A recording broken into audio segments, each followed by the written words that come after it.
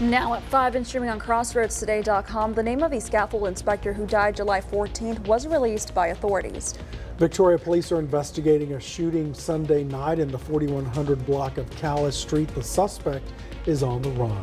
And at least 5 people were killed in Pennsylvania after extreme flash flooding hit one area of the state. Well, for us, it was a very hot, dry weekend. We got up to 101 today, 103 yesterday, but as we get to the end of this week, the temperatures will be in the 90s. With a little luck, we'll have all that coming up in a moment. A mother is speaking out about the death of her 2-year-old son while he was in protective custody. You're watching 25 News Now at 5. Good Monday afternoon. Thank you for being with us. I'm James Munoz. And I'm Karina Garcia. The Calhoun County Sheriff's Office released the name of the scaffold inspector killed on July 14th at Formosa Plastics, the Point Comfort location. He's identified as 31-year-old Pedro Manzano Silva of Mission. Early reports say he fell 40 feet from a scaffold. Details of the accident are unclear. The investigation is ongoing. Victoria police say a man was shot Sunday night in the 4100 block of Calais Street. Police say it happened around 11:20 p.m. The 34-year-old man was shot in the upper body. He was to a local hospital and is expected to be okay. Investigators say the victim got into a fight with the suspect, who remains on the run. Officers responded to this location in reference to a shots fired call. When we arrived, we located a 34-year-old black male with a gunshot wound to his upper body. All we're doing is conducting the investigation at this time. We're just trying to gather more information. He's undergoing surgery at this time. Authorities have a limited description on the suspect, who was last seen running to a white car. They believe this was an isolated incident. Anyone with information can call Crime Stoppers at 361-572-4200. A woman died after the truck she was driving ran over an alligator on State Highway 35 in Refugio County Sunday. The DPS says Gabrielle Bro of New Iberia, Louisiana, was transported to a Victoria hospital where she died Sunday morning. Authorities say Bro was pregnant. Attempts to save the unborn child were unsuccessful. 5 people were transported to area hospitals after the truck rolled over after hitting the alligator near FM 774. The Refugio County Press reports 3 people were killed Sunday morning in a 2-vehicle crash on U.S. Highway 77 in Refugio County. The Refugio County Press reports the people killed were 39-year-old Jose Rivas of Houston, 37-year-old Cristina Gonzalez of Humble, and Gonzalez's son. Authorities say a white GMC truck hit a Chevrolet Silverado, pushing the Silverado into the grassy median, causing it to roll. Cristina Gonzalez was thrown from the Silverado. The 2 other people in the Silverado were trapped in the vehicle, which burst into flames. TxDOT is holding a meeting Tuesday afternoon to discuss an improvement project on FM 236 from US 77 to FM 237. The open house starts at 4:30 p.m. and wraps up at about 6:30 p.m. at Zion Lutheran Church of Mission Valley at 12183 FM 236. Contact information is right there on your screen. There's also a virtual option, and we have that information on our website at CrossroadsToday.com. And this brings us to your viewer poll this afternoon. Scan that QR code on your screen to vote right now. The question is, do you plan to attend the TxDOT meeting Tuesday in Mission Valley, yes or no? We want to hear from you. Come to CrossroadsToday.com/vote to take part, and we're going to have an update on 25 News Now at 6. All right, let's pause a bit. Lots more ahead, but I saw on Mac's weather post something about relief. Are we talking rain? We can all Mac? use that right now. You know, relief is relative, you know. It's not going to be 101, it's going to be maybe 96, and there is a glimmer of hope of a little bitty chance of rain, but that's not until this coming weekend. Right now, as you can see, wall-to-wall sunshine, still be in the 100s today, tomorrow, and probably Wednesday, but then we start seeing a little bit of a change. So some relief, okay? I'm just trying to be optimistic. Back to you. We appreciate it, Mac. Thank you. Extreme weather continues affecting millions of people across the country. And a successive heat wave continues to plague the south and west. Meanwhile, flash floods continue deadly into the northeast. Communities across the Northeast cleaning up after intense rainfall over the weekend. In New Hampshire, roads washed away by powerful floods, cars stranded in Connecticut, people forced to wade in knee-deep water. In Pennsylvania, nearly 5 inches of rain falling in just 90 minutes. At least 5 killed and 2 children, 2 years and 9 months old, still missing in Bucks County after extreme flash flooding hit the area. Cars were not just swept away, but upside down. And just so unbelievable that much tragedy can happen in that small little area all at once so quickly. In the township of White Marsh, 16 cars of this freight train derailing this morning. Officials at railway company CSX now saying it appears to have been weather related. Authorities saying no one was injured and there's no risk to the community. Meanwhile, millions facing dangerous heat. Let's focus on that heat dome, though. It is not budging. We broke tons of records over the weekend. This morning, Phoenix waking up well over 90 degrees. That makes morning 8 in a row. At least 1 heat-related death reported in Texas over the weekend. In El Paso, they've had a record 31 straight days of 100-degree temperatures, and over the weekend, 4 people were rushed to the hospital with heat-related symptoms while attending an outdoor car show. Here in the Northeast, we have one dry day today, but the rain is expected to come right back tomorrow, which could be problematic for areas already saturated from flooding. Rena Roy, ABC News, New York. A man suspected in a mass shooting in Amarillo now in custody. Police say Jose Flores III reportedly killed 2 men at a party on July 9th. 5 other people were shot. Those victims are expected to survive. Police have not yet revealed a motive for the shooting, but say the gunman happened after a fight broke out. Flores was arrested last Saturday and is currently being held at a detention county in Randall County. A mother of 6 is speaking out about losing her youngest son while he was in custody with the Department of Family Protective Services. An autopsy revealed he died from COVID-19 and another respiratory infection, but his mother says he was healthy when he was taken from her home. They killed my baby.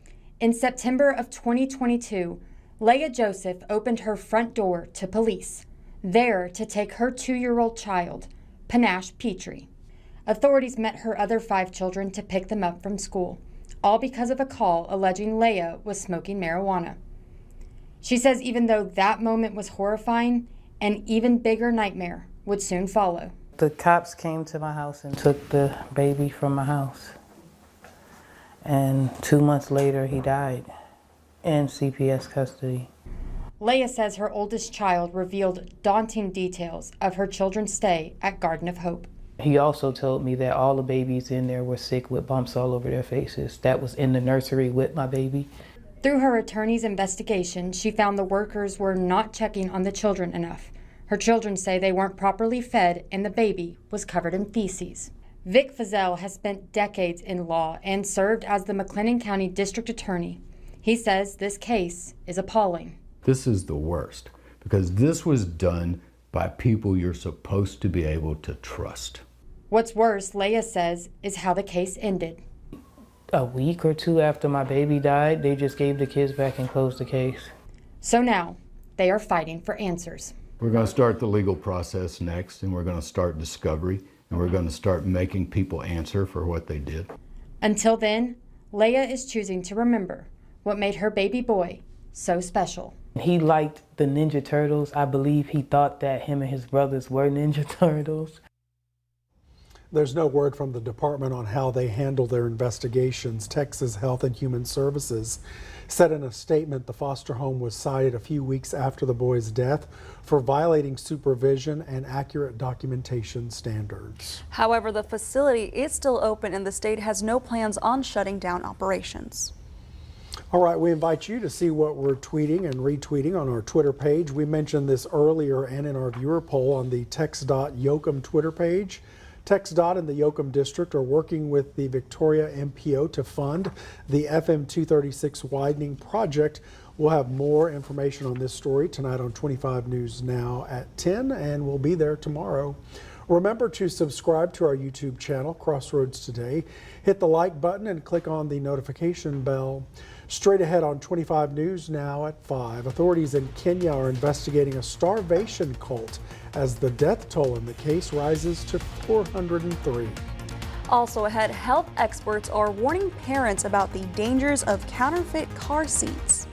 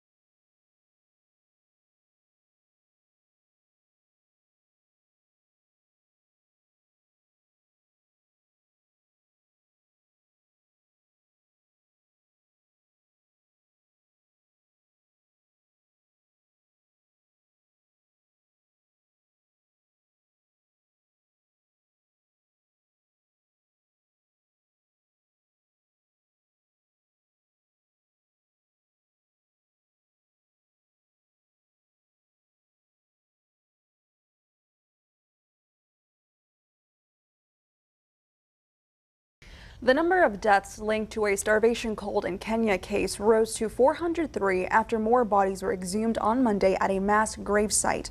Police are currently in the fourth phase of their ongoing probe into the cult, whose members are said to have starved themselves in order to, quote, meet Jesus. Authorities have said that so far 95 people were rescued while 258 DNA samples were collected. The total number of arrests remains at 37. Russian President Vladimir Putin says an attack on a bridge used by Russian forces was an act of terrorism. A Ukrainian leader said Kyiv was responsible for the attack on the bridge. The Kerch Bridge is currently 12 miles long and is strategically important to Moscow. It's the second time it was attacked since Russia invaded Ukraine.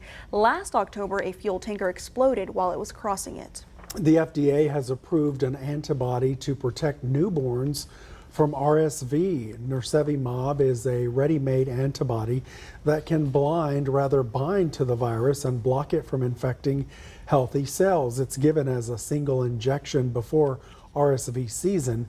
Infants up to 24 months of age who remain vulnerable through their second RSV season can get a second injection.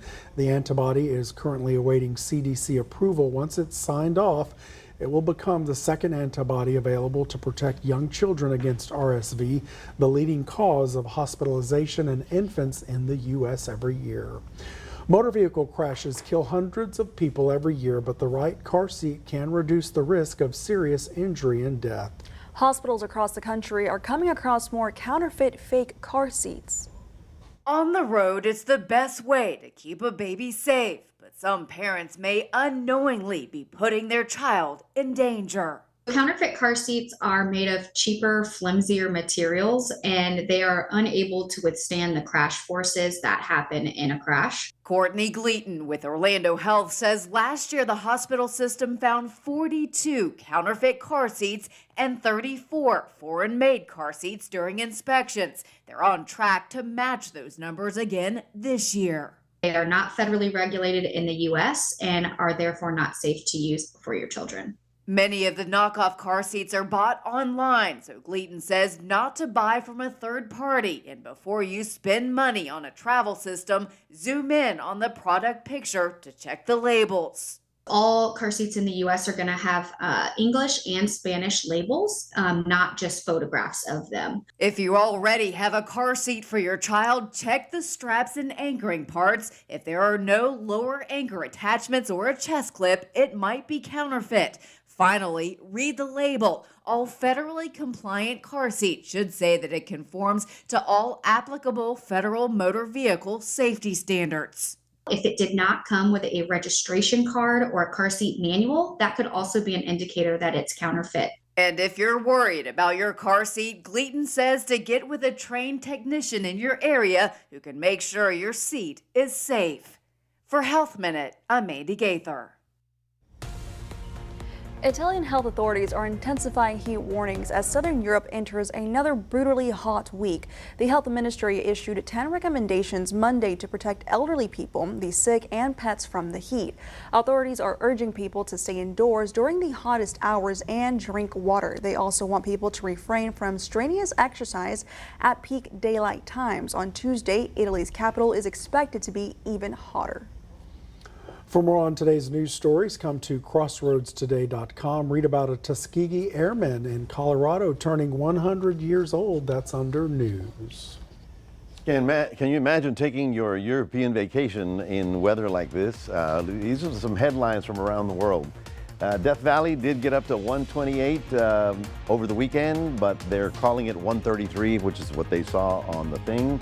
In South China, they got up to 126 as a new record high. Sardinia, off of Italy, got up to 115. And then El Paso has now been 100 days, or rather 27 days above 100 degrees. So say hello to climate change. We'll be talking more about what to expect this week coming up in a moment.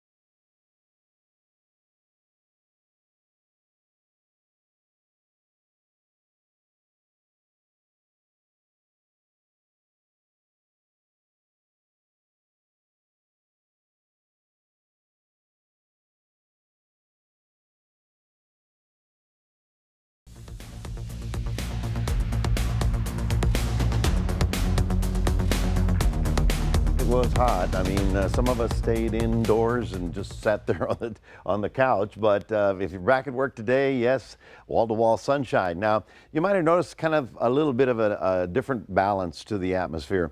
You can get up to 120 degrees and the heat index is not so high because the humidity is low. Okay, so that's what we had today. That's what we got up to the hundreds, but the humidity was a little bit lower. In fact, last week, probably when we were in the mid 90s, it was more impressive because the humidity was off the chart. So kind of a curious thing about our atmosphere. 99 is current temperature. We did make it to 101 this afternoon after an overnight low of 75. Remember, when the humidity is lower, the temperatures go lower at night. We are supposed to be about 95 this time of year, and you know, there it is. I mean, this first half of the week continues to be ridiculously warm and dry. You can see the 103 in Gonzales and 102 in Beeville. Everybody along the coastal areas started getting up a little bit warmer because of that lower humidity, but the rest of the state just continues grinding through this summer of, well, let's see, Shakespeare said, the winter of our discontent. I said the summer of our discontent, and that's what they expect tomorrow. In terms of cloud cover, hardly a cloud in the sky all over Texas. You can see right about there. I mean, that's Oklahoma. This is New Mexico. Of course, there's not a lot of change in the short term. Now, in the long term, there's a little bit of a change because the dome of high pressure is going to move around a little bit. All these counties up here, or states in gray, are having smoke again. So they're getting all kinds of air pollution advisories because of the fires in Canada. Why is Canada burning? Because there's no snow coverage. The tundra is melting. The Arctic ice is going away. Yeah, we've been talking about this for a while. Big dome of high pressure is going to be over us for the early part of the week. The latter part of the week, you're going to notice a little bit different. It's going to back up, and we're going to see a lot more cloud cover and maybe even a sprinkle shower over the weekend. Here's that smoke I was telling you about. All the fires are up here, but the winds are bringing it down into all these counties. So they're dealing with a double-edged sword with that. I wanted to show you the Saharan dust layer, okay? Right here's Western Africa.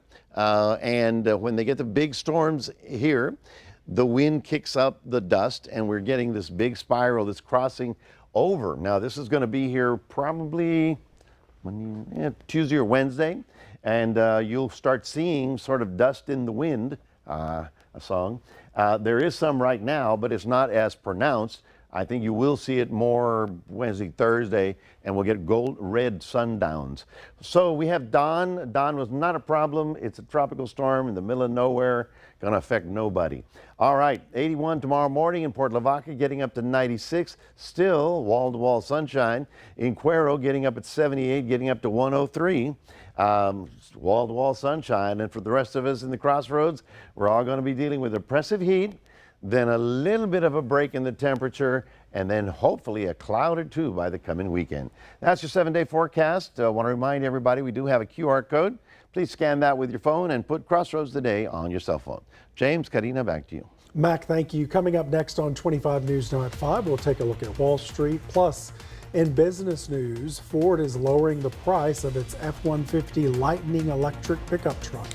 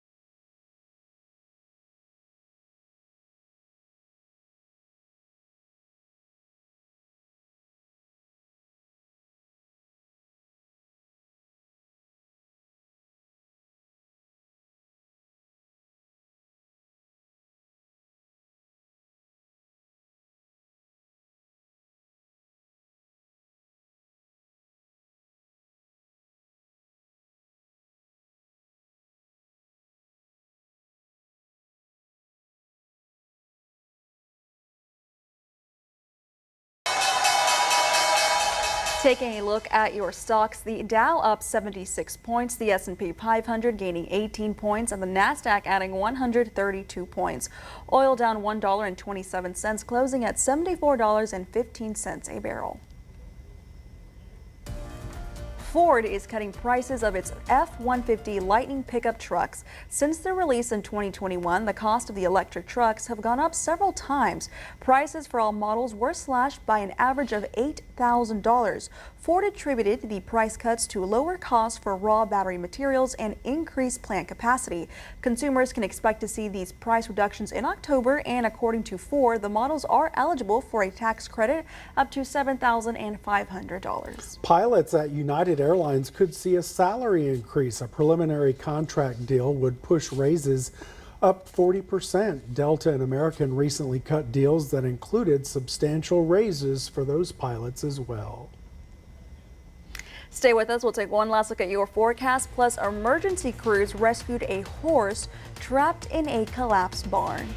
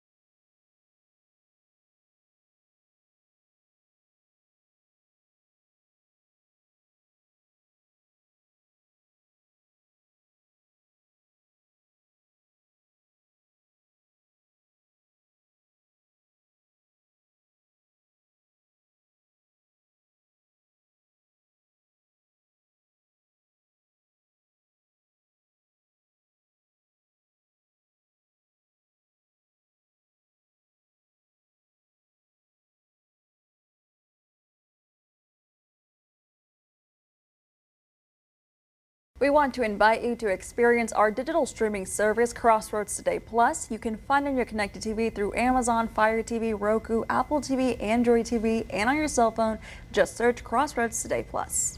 Emergency crews rescued a horse trapped in a collapsed barn over the weekend in Tennessee. Dixon County Fire and Rescue crews responded to the scene Sunday night. They found the horse, named Cody, in a small space with the rest of the barn collapsed around him. Firefighters stabilized the structure and removed pieces of the destroyed barn so they could get to Cody. Eventually, they were able to walk him out safely. I guess that's Cody there. Yeah, Cody.